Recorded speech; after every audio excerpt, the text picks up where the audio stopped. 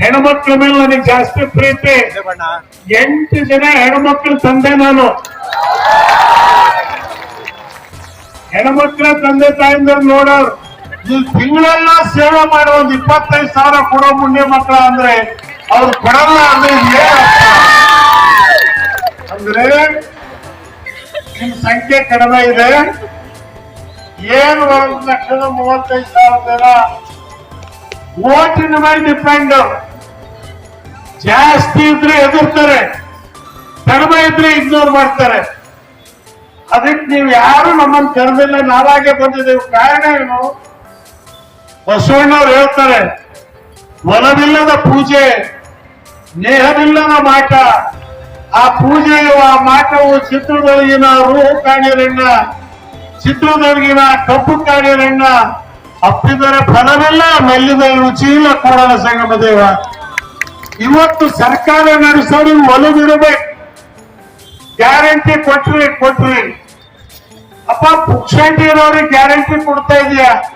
ಕೆಲಸ ಮಾಡೋರಿಗೆ ದುಡ್ಡು ಕೊಟ್ಟು ಮಿಕ್ಕಿದ ಮೇಲೆ ಕೊಡಪ್ಪ. ಇದು ಯಾಕೆ ಮಾಡಬಾರ್ದು? ನಿಮ್ದು 25,000 ರೂಪಾಯಿ ಅಂತ ಹೇಳಿದ್ರೆ ವರ್ಷ 350 ಕೋಟಿ ರೂಪಾಯಿ ಬಜೆಟ್ ಆಗ್ಬೋದು. ನನ್ನ ತಾಯಿ ಕರ್ನಾಟಕ ಮಾತ್ರ ಪಡಿವೆ ಅಲ್ಲ, 6 ಲಕ್ಷ ಕೋಟಿ ವರಮಾನ ಇದೆ ಪ್ರತಿ ವರ್ಷಕ್ಕೆ. ನಾನು ಯೋಜನಾ ಆಯೋಗದ ಉಪಾಧ್ಯಕ್ಷನಾಗಿ ನೋಡಿದ್ದೇನೆ.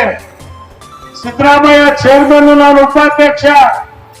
ಅವಾಗ ಮುಖ್ಯಮಂತ್ರಿ ಹೇಳ್ತಿದ್ದೆ, ದಿನಗೂಲಿಗಾರರು ಎಲ್ಲಿದ್ದಾರೋ ಅವರೆಲ್ಲರನ್ನು ಕಾಯಂ ಮಾಡಿದ ಹೊರತು ಈ ಸರ್ಕಾರಕ್ಕೆ ನಮಗೆ ನ್ಯಾಯ ಮಾಡಿದ್ದೀವಿ ಅಂತ ಹೇಳಿ ನಮಗೆ ಸಿಗೋದಿಲ್ಲ. ಇದನ್ನ ನೀವು ಪುಕ್ಷೇಟೆ ಕೊಡೋದು ಯಾವಾಗ ಕೊಡಬೇಕು? ಮಿಕ್ಕಿದ ಮೇಲೆ ಕೊಡಿ. ಇವತ್ತು ಲಕ್ಷಣಗಳಾಗ್ಲಿ, ನೀವಾಗ್ಲಿ, ಅಂಗನವಾಡಿಯವರು, ಸಹ ಶಿಕ್ಷಕರವರು ನೀವು ಕೇಳ್ತಕ್ಕಂತ ವೇತನ ಬಡ್ಜೆಟ್ ಅಲ್ಲಿ ಕೊಡೋದಕ್ಕಿಲ್ಲ ಅಂತೆಲ್ಲ ದುಡ್ಡಿದೆ. ಸಾಮಾಜಿಕ ನ್ಯಾಯವನ್ನ ಜಾರಿ ತಂದಂತವರು ಬಸವಣ್ಣನ ನಾಡಿನಲ್ಲಿ ಇವತ್ತು ನೀವು ಈ ಬುರಿ ಬಿಸಿಲಿನಲ್ಲಿ 5 ದಿವಸದಿಂದ ಕೂತಿದ್ದಾರೆ ಅಂತ ಹೇಳಿದ್ರೆ ನಿಮ್ಗೆ ಹೇಳ್ತೀನಿ, ಅವ್ರಿಗೆ ಹೃದಯ ಇಲ್ಲವೇ? ನಾನು ಹೆಚ್ಚು ಮಾತಾಡಕ್ ಹೋಗಲ್ಲ, ಇಷ್ಟು ಮಾತ್ರ ನಿಮ್ಗೆ ಹೇಳ್ತೇನೆ.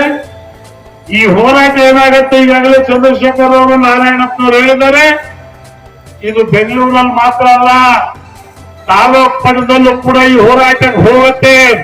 ಇಡೀ ರೈತ ಸಂಘದ ಜನ ಮತ್ತು ದಲಿತರು ಎಲ್ಲರೂ, ಕನ್ನಡ ಸೇನೆಯವರು ಇವತ್ತು ನಿಮ್ಮ ಹೋರಾಟದಲ್ಲಿ ಇಡೀ ರಾಜ್ಯದಲ್ಲಿ ಭಾಗವಹಿಸಕ್ಕೆ ತಯಾರಾಗಿದ್ದೀವಿ. 135 ಲಕ್ಷ ಅಂತ ತಿಳಿಬೇಡ್ರಿ.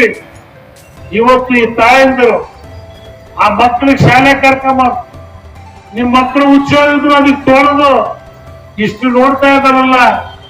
MLA ಸಾಹೇಬ್ರೆ, ನಿಮ್ ಹೆಂಡತಿ ಯಾರಾದ್ರೂ ಹೋಗಿ ಮಕ್ಕಳು ತೋರಿದಾರ? ಕಷ್ಟ ಗೊತ್ತಿದೆಯಾ ನಿಮಗೆ? ಅಶೋಕ್ ಅವರಿಗೂ ಮಾತಾಡ್ತೀನಿ ನಾನು. ವಿಧಾನಸೌಧದವರಿಗೆ ಮುಖ್ಯ ಹಾಕ್ಬೇಕಾದ್ರೆ ಅವರೇ ಫಸ್ಟ್ ಬಂದು ಕೂರ್ಬೇಕು, ರಾಜೀನಾಮೆ ಪತ್ರ ಬರೀಬೇಕು.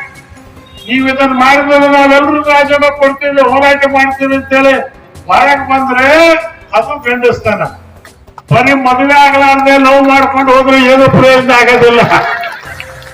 ಇವತ್ತು ನಾನು ಅದನ್ನೇ ಹೇಳ್ತೇನೆ, ಲವ್ ಮಾಡಿದ್ರೆ ಏನ್ ಪ್ರಯೋಜನ? ಮದುವೆ ಆಗ್ತೀನಿ ಇಲ್ಲ, I love you, you love me, ಅದನ್ನ ಜೇಬಲ್ಲಿ ಇಟ್ಕೊಳಕ್ ಆಕತ್ತ.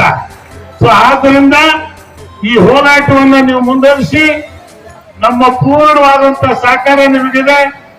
ಆ 1 ಲಕ್ಷ ರೂಪಾಯಿ ಯಾಕೆ ನಾನು ಕೇಳಿದೆ? ಬಿಸಿಲಲ್ಲಿ ಕೂತಿದಾರಲ್ಲ, ಏನ್ ತಿಂತಾರೆ? ಹೆಣ್ಮಕ್ಳ ಮೇಲೆ ನನಗೆ ಜಾಸ್ತಿ ಪ್ರೀತಿ. 8 ಜನ ಹೆಣ್ಮಕ್ಳ ತಂದೆ ನಾನು. ಹೆಣ್ಮಕ್ಳ ತಂದೆ ತಾಯಿಂದರು ನೋಡೋರು. ಮನೆಗೆ ಅಪ್ಪ ಬಂದ ತಕ್ಷಣ ಮಗ ಕೇಳ್ತಾನೆ, ಏನ್ ತಂದೆಪ್ಪ ಅಂತ. ಮಗಳು ಕೇಳ್ತಾರೆ, ಏನ್ ತಿಂದೆಪ್ಪ ಅಂತ. ಇವತ್ತು ಆ ಸಂಸ್ಕೃತಿ ಹೆಣ್ಮಕ್ಳಲ್ಲಿದೆ. ಅದಕ್ಕೆ ನಾನು ಹೇಳಿದೆ, ಅದು ವಿಧಾನಸೌಧ ಅಲ್ಲ, ಎಂದಿನವರೆಗೆ ಅದು ಬಸವಸೌಧ ಆಗೋದಿಲ್ವೋ ಅಂದಿನವರೆಗೆ ಸಾಮಾಜಿಕ ನ್ಯಾಯ ಸಿಗೋದಿಲ್ಲ. ಇವತ್ತು ನಮ್ಮ ಕೈಯಲ್ಲಿ ಏನು ಹೋರಾಟ ಮಾಡ್ತಕ್ಕಂಥದ್ದಕ್ಕೆ ಸಾಧ್ಯವೋ ನಾವೆಲ್ಲರೂ ನಿಮ್ ಪರವಾಗಿದ್ದೇವೆ.